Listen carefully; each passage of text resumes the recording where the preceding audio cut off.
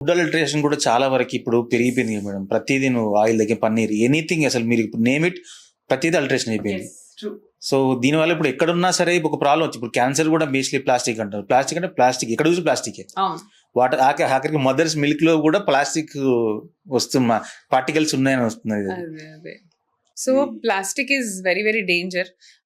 మనం ఊహించని వాటిలలో కూడా ప్లాస్టిక్స్ ఉంటాయి. మీరు రోజు వేసుకునే టాబ్లెట్స్, క్యాప్స్యూల్స్, దాని పొట్టు ఎలా ఫామ్ చేస్తారు? It is all micro plastics. ఇవి రోజు అందరూ వందల టాబ్లెట్స్ మింగుతా ఉంటారు.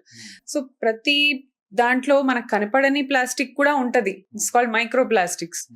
సో ఇవన్నీ they are affecting your eggs and your sperms. So ఇది ఓవర్ ద ఏజెస్ కొన్ని ఇయర్స్ తరబడి మెల్లిమెల్లిగా తర్వాత ఫ్యూచర్ ఫర్టిలిటీ డిక్లైన్ అయ్యే అవకాశమే ఉంది తప్ప అంటిల్ అండ్లెస్ మన ఓన్ ఫుడ్ పండించుకోవటము, ఇంట్లో కుక్ చేసుకోవటము ఇవి చేస్తేనే కొంచెం మారే ఛాన్సెస్ ఉన్నాయి. ఇప్పుడు ఫ్యామిలీస్లలో జనరల్ గా మనం ఫర్టిలిటీ ప్రాబ్లం అంటే మోస్ట్లీ ఉమెన్ ఎక్కువ అందరు కొంచెం బ్లేమ్ చేస్తారు, టార్గెట్ చేసి మాట్లాడతారు. అన్ని పరాలుగా చాలా ఎమోషనల్ గా మెంటల్ గా చాలా స్ట్రెస్ గురవుతుంటారు. వాళ్ళకి భర్త సపోర్ట్ అనేది చాలా చాలా ఇంపార్టెంట్. యాజ్ ఏ మేల్ మేమేమి అర్థం చేసుకోవాలి యాక్చువల్గా ఈ ప్రాసెస్ లో. ఇంకా 2026 లో కూడా ఇలాంటి క్వశ్చన్స్ ఇంకా అడుగుతున్నారా women ని? I feel it was there in the past, but ఇంకా కూడా మెన్ కి అర్థం కావట్లేదు, ఫ్యామిలీస్ కి అర్థం కావట్లేదు. అంటే fertility is a couple issue, never a woman's issue. Okay, just because she's giving birth to a baby, birth కానప్పుడు తన ప్రాబ్లం కాదు. కొంచెం తగ్గాయి ఇప్పుడు. But when I started my career like 7 years or ఆ టైంలో ఫీమేల్ కి అన్ని టెస్ట్లు అయిపోతాయి. ఇంత పెద్ద బుక్ ఉంటది తనకి, ఫైల్స్, రిపోర్ట్స్. మేల్ ది ఒక్క స్పర్మ్ టెస్ట్ కూడా ఉండదు. అసలు ఫర్టిలిటీ క్లినిక్స్ కే రారు. సో అది కొంచెం ఊర్లలో ఇంకా ఉంది.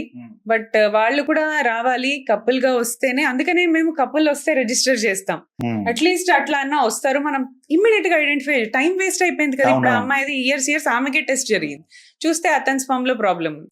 అదేదో ఫస్ట్ ఎయిడ్ చేయించుకుంటే ఇప్పటి పిల్లలు ఉండేవాళ్ళుగా. మేల్ ఇన్ఫర్టిలిటీ కూడా almost 40 to 50% 50% same. It's equal now. అదే నాకు ఒక వివిడ్ మెమరీ ఏంటంటే మేడం, నేను మన సికింద్రాబాద్ బ్రాంచ్ లో యాక్చువల్గా బయట కూర్చొని ఉన్నాం. ఒక అతను వచ్చిండు, కొంచెం ఫ్రస్ట్రేషన్ ఉన్నాడు, చాలా కోపంగా ఉన్నాడు మనిషి. అంటే మా ఊళ్ళో మాట్లాడుకుంటుంటే ఆయన అన్నాడు, నన్ను ఎందుకు ఇట్లా టెస్ట్ చేస్తున్నారు, నేను ఎందుకు ఇది ఇవ్వాలి అని వాళ్ళు ఏదో మాట్లాడుకున్నారు. అప్పుడు నాకు అనిపించింది, ఓకే ఇంత ప్రాబ్లం ఉంటుందా మెయిల్ కూడా. అంటే parents also should teach their sons. అది మీరు సుపీరియర్ ఆర్ ఫీమేల్స్ ఇన్ఫీరియర్ అనే ఒక మెంటాలిటీ చిన్నప్పటి నుంచి అందరూ వాళ్ళు పెంచుతున్నారు ఫ్యామిలీస్ లో. అది కాకుండా they have to educate the males. And మేము కూడా ఎప్పుడు కపుల్ రండి అని ఇన్ని వీడియోస్ లో చెప్తా ఉంటాం. It's a couple issue.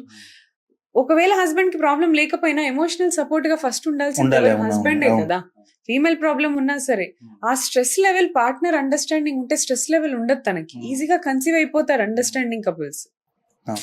అంటే రిలేషన్షిప్ లో కూడా ఇప్పుడు మోస్ట్ కాంప్లికేట్ థింగ్స్ ఏంటంటే ఇదే యాక్చువల్గా. అంటే కమ్యూనికేషన్ ప్రాపర్ లేకపోవడం, ఇది చాలా డివోర్స్ కూడా చాలా వరకు ఇది మోస్ట్లీ అవుతుంది. ఇంకొక మెమొరీ ఏంటంటే మేడం, నేను మన ఇంకొక బ్రాంచ్ లో, విజయవాడ బ్రాంచ్ లో సంథింగ్ ఎక్కడ వెళ్ళి అక్కడ కూర్చున్నా. నాకు కొత్త ఫస్ట్ టైం, నాకు ఫర్టిలిటీ గురించి ఏ నాలెడ్జ్ లేదు. కూర్చున్నా, ఒక ఆవిడ అక్కడ సోఫాలో చైర్లో కూర్చుంది, నర్స్ వచ్చింది, ఫైల్ ఇచ్చింది, పాజిటివ్ అయిందమ్మా అన్నది. ఆమె కింద పడి మీద పడి ఏడుస్తూనే ఉన్నది. మన ఇంట్లో మన మదర్ ఫాదర్ చనిపోతే ఎట్లా ఏడుస్తారో అట్లా ఏడుస్తుంది. నాకు అసలు అర్థం కాలే, అరే దీనిలో ఏముంది, పాజిటివ్ అనే కదా అన్నది, ఆమె ఎందుకు అంతగానో రియాక్ట్ అయిపోతుంది అనుకున్నా. పక్కన వచ్చి ఓదార్చిరు, లేపిరు, వాటర్ తాగిచ్చిరు, కాసేపు ఓకే డాక్టర్ వచ్చింది, అమ్మమ్మ నువ్వు హ్యాపీగా ఉండాలి ఇదని మాట్లాడి రైతుని పంపించారు. చాలా రోజుల తర్వాత, సంవత్సరాల తర్వాత నాకు కూడా రిలేషన్ వచ్చింది. ఐవీఎఫ్ గురించి తెలుసుకున్న తర్వాత, ఓహో ఇన్ని ఐవీఎఫ్లు ఉంటాయి, ఇంత మనీ స్పెండ్ చేయాలి, ఇంత ఎమోషనల్ స్పెండ్ చేయాలన్నా, ఇంత ఉంటుందా అని. సో ఫైనాన్షియల్ ఇన్వెస్ట్మెంటే కాకుండా emotional investment, total family investment అందులో చాలా ఉంటది.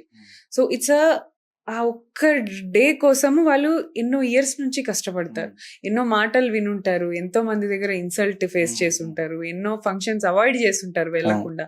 వీటన్నిటికీ ఒక్క solution that you are pregnancy positive అని. So starting when I started my career, when a patient is positive, I was very happy. నేను వాళ్ళతో పాటు చాలా హ్యాపీ ఫీల్ అయ్యేది. వాళ్ళు నెగటివ్ అయితే నేను ఏడ్చేదాన్ని.